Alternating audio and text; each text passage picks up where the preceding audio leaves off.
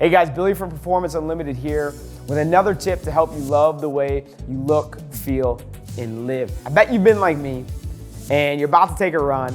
You do a couple stretches here and there and then you go, right? And you're a couple minutes into it and you're like, gosh, I do not feel good at all. Oh, Alfredo sauce. I'm getting a stitch. And then something changes, 5, 6, 7 minutes in, you're like, man, I'm starting to feel better, feel like I got in my groove.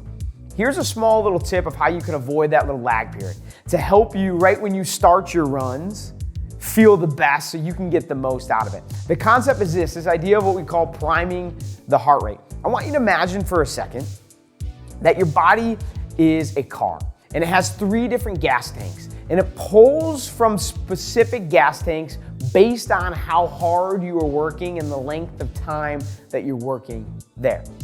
Now, this idea of priming the heart rate is really knowing what intensity you actually want to get to in your run, right? What's the objective of your run? What's the intensity I want to get to?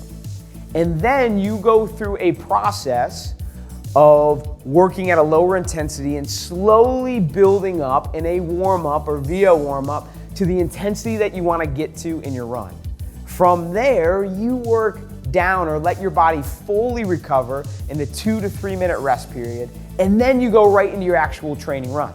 Because what you're doing is you're slowly, through that warm-up, taking your body through each of the 3 gas tanks. You're pulling from the first one, you work into a little higher intensity from the second, a little higher intensity, you pull from the third.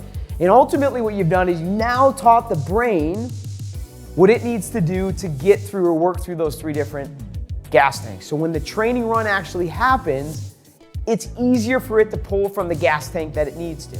So again, quick recap, here's what you need to do. Work through a warm-up. There's a ton of ways to get into that. We won't get into the specifics of the warm-up in this video, but if you want that, check out the links in this video. But the idea is this: go through a warm-up that slowly lets you build an intensity to the specific intensity you want to work at in that run. Give yourself 2 to 3 minutes total rest to let the heart rate drop and work out of those different zones, and then crush your run, right? I promise you it'll be a much more effective run. You've essentially skipped the lag period that we talked about at the beginning when you just start your run right away because of the priming period you've gone through. So give this a shot. I promise it's going to be a more effective training day. Let us know if you have any questions.